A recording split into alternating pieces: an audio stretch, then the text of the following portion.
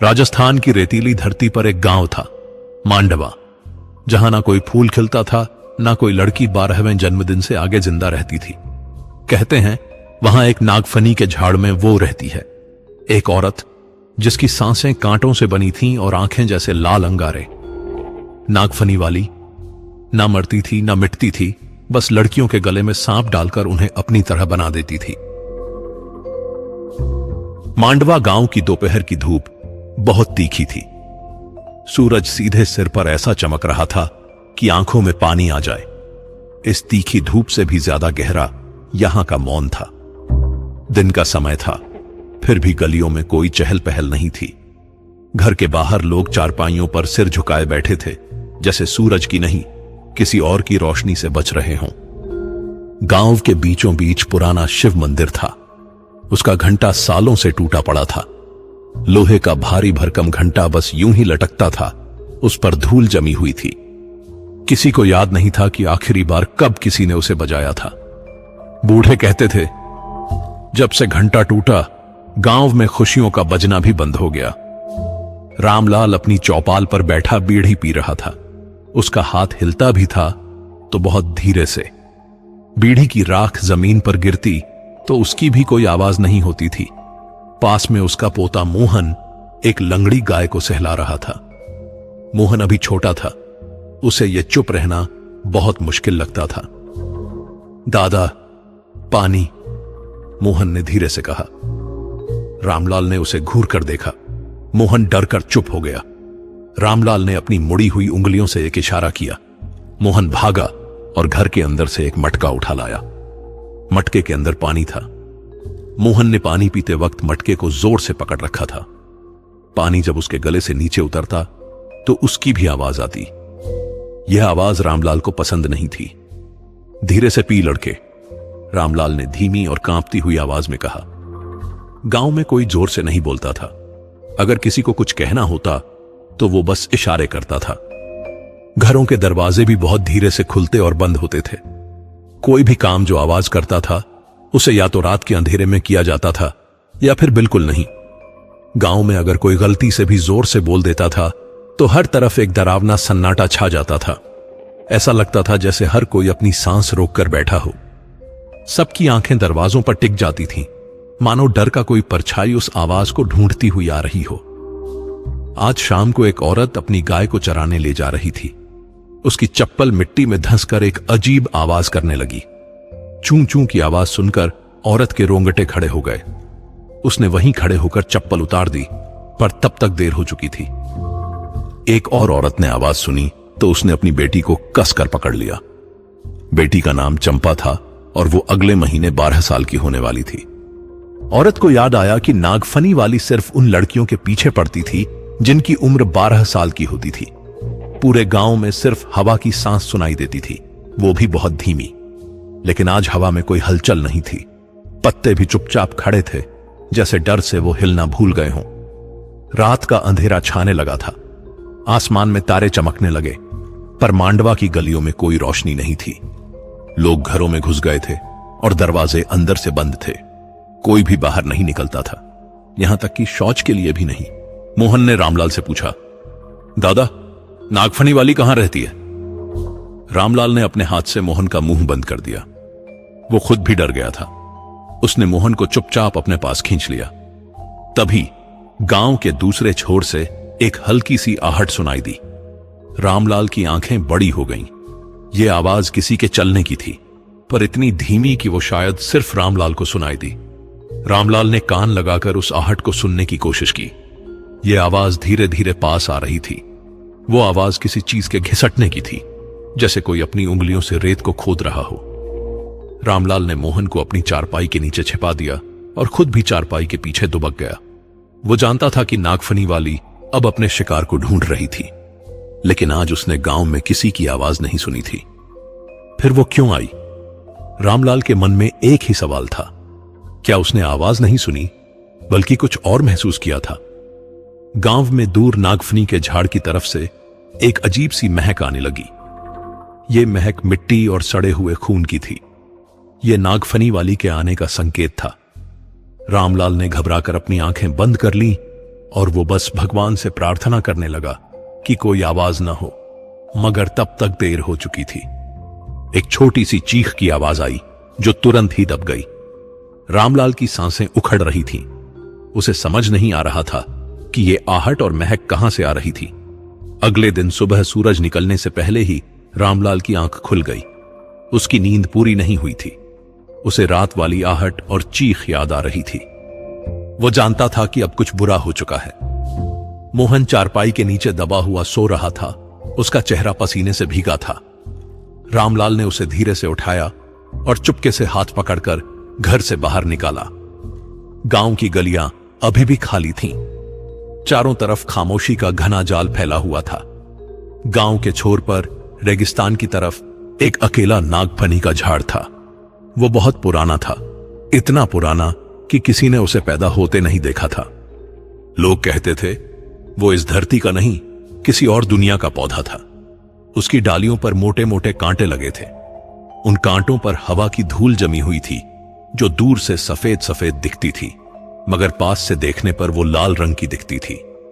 यह लाल रंग किस चीज का था यह कोई नहीं जानता था। रामलाल ने मोहन को वहीं चौपाल पर बैठा दिया और खुद नागफनी के झाड़ की तरफ चल पड़ा। उसने अपने मन में सोचा कि वो आज सच का पता लगाकर ही रहेगा। वह जानता था कि ऐसा करना अपनी जान से खेलना था, पर रामलाल ने पहले ही अपने पोते को खोने का डर देख लिया था। जैसे जैसे रामलाल झाड़ के पास जाता, उसे महसूस होता कि हवा और भी ज्यादा गर्म और भारी हो रही थी। उसकी सांसें फूलने लगी थीं। नागफनी का झाड़ बहुत बड़ा था। उसकी छाया जमीन पर डरावनी लग रही थी। रामलाल ने जैसे ही झाड़ को छुआ, उसे लगा कि वो किसी मरे हुए शरीर को छू रहा है। झाड़ से एक अजीब सी ठंडक आ रही थी। कांटे बिल्कुल तीखे थे, इतने की हवा भी डरकर उसके पास नहीं आती थी। रामलाल ने झाड़ को देखा। उसे ऐसा लगा कि उसके ऊपर कुछ निशान थे। निशान इतने पुराने थे कि उन्हें पहचानना बहुत मुश्किल था। तभी उसे कुछ और भी दिखा। झाड़ के नीचे जमीन पर एक लड़की की ओढ़नी पड़ी थी। ओढ़नी का रंग लाल था और वो मिट्टी में थोड़ी धंसी हुई थी। उस पर सूखे खून के धब्बे थे। रामलाल डर गया। उसे समझ आ गया था कि रात की चीख उसी लड़की की थी। रामलाल ने ओढ़नी को छूने की हिम्मत नहीं की। वो डर से कांप रहा था। उसे याद आया कि एक बार किसी ने नागफनी पर जल चढ़ाने की हिम्मत की थी। उस आदमी ने अपनी बेटी को बचाने के लिए ऐसा किया था, पर वो इंसान कभी लौट कर नहीं आया था। गांव वालों ने उसे बहुत ढूंढा, पर वो नहीं मिला। गांव में उसकी मौत की चर्चा सालों तक चली थी। रामलाल घबरा गया। वो नागफनी के झाड़ के पास से दूर भागना चाहता था, पर उसके पैर जमीन में जम गए थे। उसका शरीर हिल नहीं रहा था। तभी उसे झाड़ के ऊपर कुछ दिखा। ये एक आंख थी। ये एक औरत की आंख थी जिसकी पलकें कांटों से बनी हुई थीं। वो आंख रामलाल को घूर रही थी, जैसे कोई उसे अंदर तक देख रहा हो। रामलाल ने घबराहट में पीछे मुड़कर देखा। मोहन अभी भी वहीं बैठा था। रामलाल को लगा कि नागफनी वाली उसे देख रही थी। उसे लगा कि नागफनी वाली उसे देखकर हंस रही थी, और उसकी हंसी बहुत धीमी थी, जैसे कोई कांटों से बोल रहा हो। रामलाल की सांसें अटक गईं। उसे लगा कि वह अब वहां से भाग नहीं पाएगा। रामलाल को नहीं पता कि वो कैसे वहां से भाग कर आया। चंपा की मां ने देखा कि चांदनी की रोशनी में चंपा का चेहरा बिल्कुल सफेद दिख रहा था। चंपा की आंखें बड़ी हो गई थीं, जैसे उसने कुछ देखा था। वह धीरे से कहने लगी, मां, मुझे कुछ दिख रहा है। चंपा की मां डर गई। वह चंपा के कान में फुसफुसाती थी, क्या दिख रहा है? कुछ मत बोल। चंपा डर से कांप रही थी। उसने अपना सिर अपनी मां की गोद में रख दिया और वह चुप हो गई। रात बीत गई और सुबह हो गई। सूरज की रोशनी गांव में हर तरफ आ गई थी, पर लोग अभी भी घरों में बंद थे। सब लोग डर रहे थे कि कहीं नागफनी वाली ने चंपा को उठा लिया था। चंपा की मां ने जब दरवाजा खोला तो उसने देखा कि चंपा अभी भी वहीं बैठी थी। उसकी आंखों में कोई भी डर नहीं था। वह बिल्कुल शांत थी। उसकी मां ने उसे देखा और उसे लगा कि उसकी बेटी बिल्कुल ठीक थी। गांव में खबर फैल गई कि चंपा जिंदा थी। लोगों को लगा कि नागफनी वाली ने उसे छोड़ दिया था। गांव में खुशी की लहर दौड़ गई, पर यह खुशी कुछ अजीब थी। लोग हंस रहे थे, पर उनकी आंखें डरी हुई थीं। अगले दिन चंपा अपनी मां के साथ चौपाल पर खेलने गई। वह दूसरी लड़कियों से बात कर रही थी, पर उनकी आवाज बहुत धीमी थी। जब वह अपनी मां के पास आई तो उसकी मां ने उसे गले लगाया, पर तभी उसकी मां ने कुछ महसूस किया। चंपा की पीठ पर कुछ था जो बहुत ठंडा और कठोर था। उसकी मां ने उसे धीरे से उठाया और उसकी पीठ पर देखा। चंपा की पीठ पर एक छोटा सा नागफनी का झाड़ उग आया था। चंपा की मां डर गई, उसकी सांसें अटक गईं। उसने देखा कि चंपा के शरीर में कोई दर्द नहीं था। वह शांत थी, जैसे उसे पता था कि यह क्या था। उसकी मां ने उसे देखा और वह कांप रही थी। उसे लगा कि उसकी बेटी अब इंसान नहीं रही थी। चंपा की मां ने डरी हुई आंखों से अपनी बेटी की पीठ पर उगते नागफनी के उस छोटे से झाड़ को देखा। वह उसे छूने की हिम्मत नहीं कर पाई। कांटों के बीच से गहरा लाल खून बह रहा था, जो धीरे धीरे उसकी पीठ पर फैल रहा था। खून की गंध बहुत अजीब थी, जैसी किसी पुरानी सूखी हुई मिट्टी की गंध होती है। चंपा बिल्कुल सीधी खड़ी थी, जैसे उसे कुछ हुआ ही नहीं था। उसकी आंखों में कोई दर्द नहीं था, कोई परेशानी नहीं थी। वह अपनी मां को देख रही थी, पर उसकी नजरें बहुत खाली थीं। चंपा की मां ने डर से चीखना चाहा, पर उसके गले से आवाज नहीं निकली। वह बस अपने मुंह पर हाथ रखकर वहीं खड़ी रह गई। चंपा ने अपनी मां को देखा, फिर अपनी पीठ पर उगते नागफनी के झाड़ को। उसने अपना हाथ पीछे किया और एक कांटे को छू लिया। कांटे ने उसकी उंगली को भी काट दिया, पर उसे कोई दर्द नहीं हुआ। चंपा ने अपनी उंगली को देखा, फिर अपनी मां को, और धीरे से हंसने लगी। उसकी हंसी बहुत अजीब थी, जैसी किसी बूढ़ी औरत की हंसी होती है। उसकी आवाज बिल्कुल भी चंपा की नहीं थी। चंपा की मां ने डर से अपनी आंखें बंद कर लीं। उसे लगा कि उसकी बेटी अब चली गई थी, उसकी जगह कोई और था।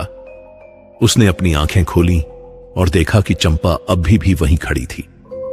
उसके चेहरे पर हंसी गायब हो गई थी और वह फिर से शांत हो गई थी।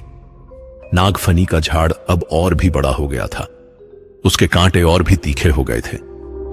चंपा की मां ने डर से कांपते हुए अपनी बेटी को अपने पास खींचने की कोशिश की, पर चंपा का शरीर बहुत ठंडा था, जैसे किसी मरे हुए शरीर को छू रही हो।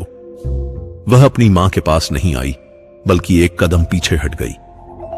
चंपा की मां को लगा कि वह अब अपनी बेटी को नहीं छू सकती थी। गांव में खबर फैल गई कि चंपा जिंदा थी, पर अब वह पहले जैसी नहीं रही थी। गांव वाले डर से उसके घर के पास भी नहीं आते थे। वे जानते थे कि नागफनी वाली ने उसे अपना नया शरीर बना लिया था। गांव के बूढ़े लोग चौपाल पर बैठे थे और वे चुपचाप एक दूसरे को देख रहे थे। उनकी आंखों में डर था। रामलाल भी वहीं बैठा था, पर वह कुछ नहीं बोल रहा था। उसे रात वाली आहट और नागफनी के झाड़ पर उगती औरत की आंख याद आ रही थी। रामलाल ने अपनी मुड़ी हुई उंगलियों से अपनी पगड़ी को ठीक किया। उसे लगा कि नागफनी वाली अब अपने शिकार को ढूंढने के लिए गांव में नहीं आएगी, क्योंकि उसने अपना शिकार चुन लिया था। नागफनी का झाड़ अब चंपा के शरीर पर उग आया था। गांव में एक नई खामोशी छा गई थी। यह खामोशी डर की नहीं थी, बल्कि इंतजार की थी। चंपा के शरीर पर नागफनी उगने की खबर ने गांव में डर की पुरानी परत को और भी मोटा कर दिया था। अब खामोशी सिर्फ डर से नहीं थी, बल्कि एक अजीब सी उम्मीद से थी कि शायद अब वो सब खत्म हो गया। नागफनी वाली को अपना नया शरीर मिल गया था, पर यह उम्मीद भी बहुत कच्ची थी। गांव के हर घर में रात को दरवाजे के पास एक नागफनी का छोटा सा पौधा रख दिया जाता था, ताकि नागफनी वाली कहीं और न जाए। एक दिन गांव में एक बूढ़ा फकीर आया। उसके कपड़े मैले थे, पर उसकी आंखें बिल्कुल चमक रही थीं। वह अपने हाथ में एक सूखा हुआ झाड़ पकड़े था, जिस पर एक भी पत्ता नहीं था। उसके चेहरे पर बहुत पुरानी झुर्रियां थीं, पर उसकी चाल में बहुत ताकत थी। वह सीधा चौपाल की तरफ गया और वहीं बैठ गया। गांव वालों ने उसे देखा, पर कोई कुछ नहीं बोला। वे जानते थे कि बाहर से आने वाला कोई भी इंसान यहां ज्यादा देर नहीं रुकता। फकीर ने आसपास देखा, उसकी नजरें किसी को ढूंढ रही थीं। उसने रामलाल को देखा और धीरे से कहा, तुम जानते हो यहां क्या हुआ है? रामलाल ने कांपते हुए सिर झुका लिया। वह कुछ नहीं बोल पाया। फकीर ने देखा कि गांव में कोई भी बोलने की हिम्मत नहीं कर रहा था। उसकी आंखें उदास हो गईं।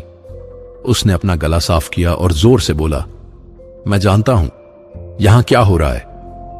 गांव के हर घर में एक सन्नाटा छा गया।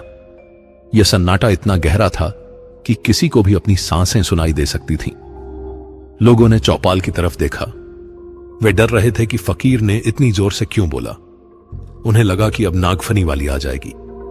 फकीर ने हंसते हुए कहा, डरो मत, वो अभी नहीं आएगी। वो अपनी बेटी की नई काया को देख रही है। रामलाल डर से कांप रहा था। उसे लगा कि फकीर को सब पता था। उसने अपनी मुड़ी हुई उंगलियों से फकीर की तरफ इशारा किया। फकीर समझ गया। उसने गांव वालों को अपने पास बुलाया और बोला, मैं जानता हूं नागफनी वाली कौन है। मैं बहुत सालों पहले यहां आया था और मैंने उसे अपनी आंखों से देखा था। गांव के लोग धीरे धीरे चौपाल के पास आ गए। वे बहुत डरे हुए थे, पर फकीर के पास एक अजीब सी ताकत थी जो उन्हें अपनी तरफ खींच रही थी।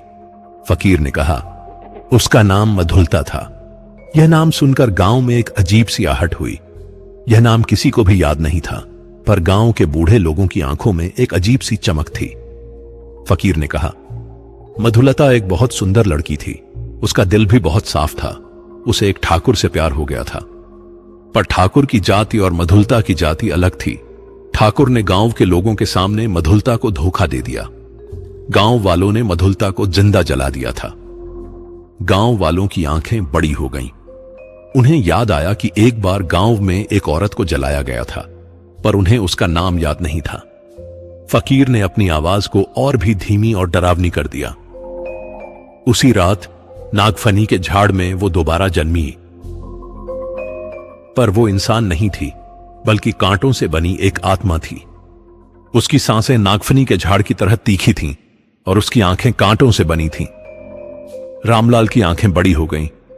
उसे याद आया कि उसने नागफनी के झाड़ में यही देखा था, एक औरत की आंख जो कांटों से बनी थी।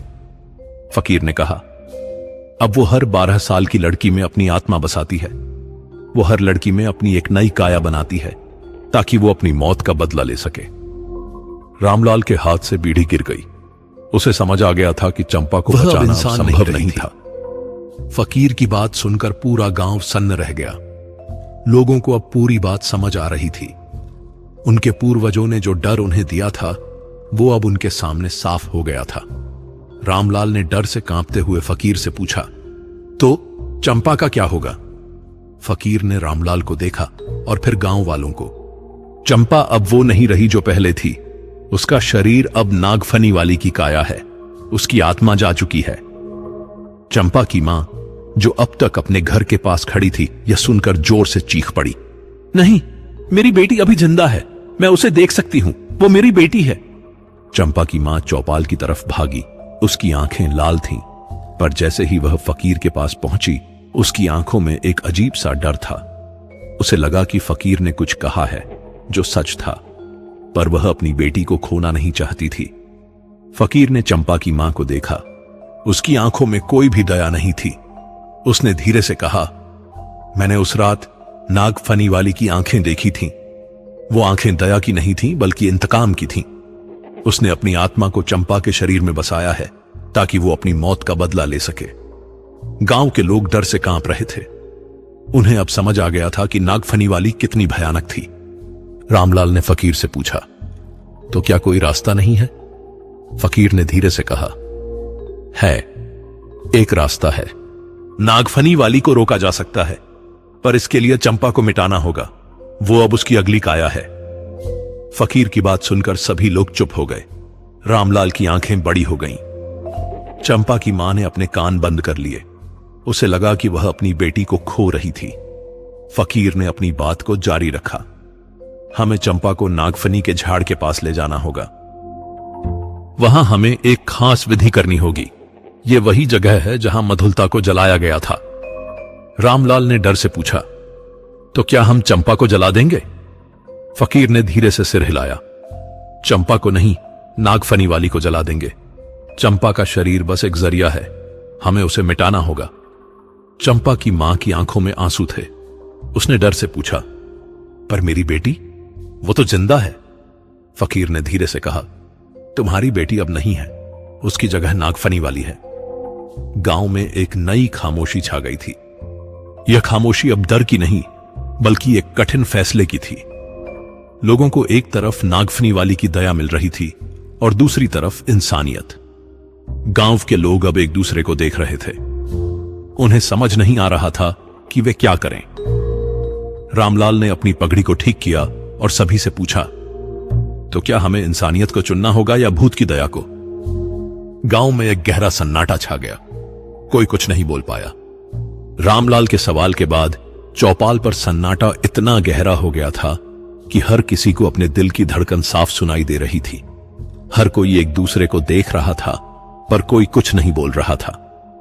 रामलाल को भी जवाब का इंतजार था। उसे लगा कि लोगों को इंसानियत को चुनना होगा, पर दिल में एक डर भी था कि शायद लोग नागफनी वाली की दया को चुन लेंगे। तभी चंपा की मां ने जोर से चिल्लाया, नहीं, हम अपनी बेटी को नहीं मार सकते। उसकी आवाज डर से कांप रही थी, पर उसमें एक ताकत थी जो बाकी गांव वालों को डरा रही थी। उसने फकीर को देखा और कहा, तुम्हें मेरी बेटी को मारना होगा? पर क्यों? वो क्या नागफनी वाली से ज्यादा खतरनाक है? फकीर ने चंपा की मां को देखा। यह तुम नहीं हो जो बोल रही हो।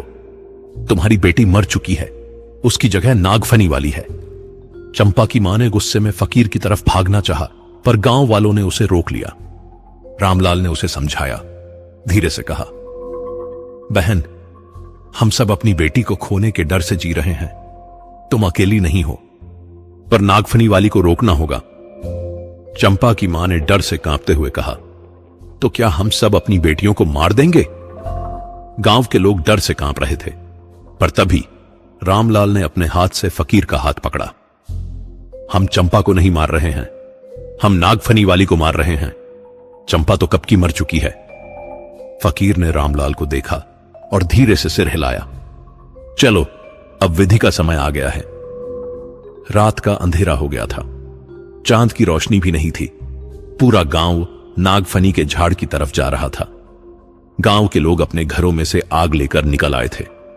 उनके हाथों में मोमबत्तियां थीं और उनके चेहरे पर डर था, पर उनके दिल में एक उम्मीद थी।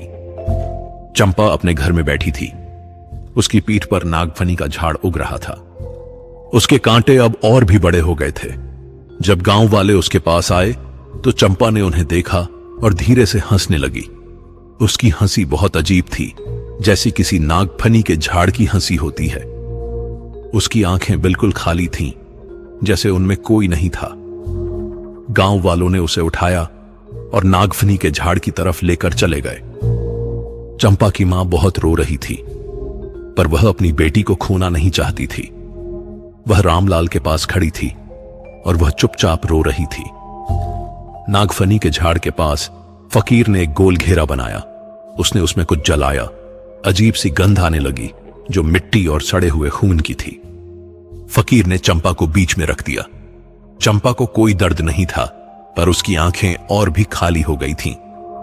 फकीर ने अपनी मुड़ी हुई उंगलियों से एक मंत्र पढ़ना शुरू किया। जैसे ही उसने मंत्र पढ़ा, नागफनी का झाड़ जोर से हिलने लगा। उसकी डालियां हवा में लहरा रही थीं, जैसे कोई उसे गुस्से में हिला रहा हो। अचानक नागफनी का झाड़ जोर से टूट गया और उसके कांटे हवा में फैल गए। गांव वाले डर से कांप रहे थे। उन्हें लगा कि नागफनी वाली अब आ जाएगी। तभी नागफनी का झाड़ जोर से फटा और उसमें से एक औरत की चीख सुनाई दी। उस चीख के बाद नागफनी के झाड़ के पास एक अजीब सा धुआं उठा, जो धीरे धीरे हवा में फैलने लगा। धुआं बहुत तीखा था, जैसा किसी जले हुए मांस का होता है। धुआं जब हवा में फैल गया तो लोगों को लगा कि नागफनी वाली खत्म हो गई थी। पर तभी एक आवाज सुनाई दी। यह आवाज चंपा की थी, जो जोर से रो रही थी। रामलाल ने अपनी पगड़ी को ठीक किया और सभी को कहा, नागफनी वाली का राज खत्म हो गया। गांव के लोग खुशी से चिल्लाने लगे, पर उनकी आंखों में एक अजीब सा डर था। नागफनी वाली मर गई थी, पर क्या चंपा जिंदा थी? चंपा के रोने की आवाज ने पूरे गांव में एक अजीब सा सुकून फैला दिया था। यह वो सुकून था जो सालों से मांडवा की जमीन को नसीब नहीं हुआ था। रामलाल ने अपने मन में सोचा, यह आवाज इंसानियत की है। पर उसकी आंखों में अभी भी एक डर था।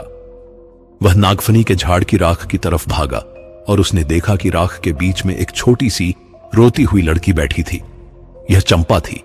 उसकी पीठ पर नागफनी का झाड़ नहीं था, सिर्फ छोटे छोटे निशान थे जो अब धीरे धीरे मिट रहे थे। उसकी आंखें लाल थीं, पर उनमें वो खालीपन नहीं था जो नागफनी वाली के शरीर में था। रामलाल ने उसे देखा और उसकी आंखों से आंसू बहने लगे। उसने चंपा को उठाया और उसे गले लगा लिया। चंपा की मां अपनी बेटी को देखकर जोर से चिल्लाने लगी। वह रामलाल के पास दौड़ी और अपनी बेटी को अपनी गोद में ले लिया। वह अपनी बेटी को कसकर गले लगा रही थी और उसके चेहरे पर खुशी के आंसू थे। उसने अपनी बेटी को देखा और उसके माथे को चूमा। तुम जिंदा हो बेटी, उसने कहा। गांव के लोग भी खुश हो गए। वे अपनी अपनी मोमबत्तियों को जमीन पर रख दिए और एक दूसरे को गले लगाने लगे। रामलाल ने फकीर को देखा। फकीर की आंखों में एक अजीब सी चमक थी। उसने रामलाल को देखा और धीरे से सिर हिलाया। नागफनी वाली को नहीं, उसकी आत्मा को मारना जरूरी था, फकीर ने कहा। तुम्हारे गांव के डर ने उसे ताकत दी थी, पर अब जब तुम इंसानियत के साथ खड़े हुए तो उसका राज खत्म हो गया। पर वो धुआं कहां गया? रामलाल ने पूछा। फकीर ने आसमान की तरफ देखा। वो धुआं मधुलता की आत्मा थी जो अब शांत हो गई है। पूरे गांव में खुशी की लहर दौड़ गई थी, पर रामलाल के दिल में एक अजीब सा डर था। नागफनी का झाड़ अब नहीं था। गांव में अब कोई रोशनी नहीं थी, अब कोई आहट नहीं थी, पर गांव के दिल में अभी भी एक खामोशी थी। गांव के लोग चंपा को अपने घर ले आए और उसे सब कुछ खिलाया जो उन्होंने कभी नहीं खाया था। चंपा बहुत खुश थी, पर वह कुछ बोल नहीं पा रही थी। वह बस चुपचाप बैठी थी। एक रात रामलाल ने चंपा से पूछा, चंपा तुम ठीक हो? चंपा ने अपनी खाली आंखों से उसे देखा और धीरे से हंसने लगी। उसकी हंसी बहुत अजीब थी, जैसी किसी नागफनी के झाड़ की हंसी होती है। रामलाल का दिल बैठ गया। उसे लगा कि नागफनी वाली अभी भी जिंदा थी।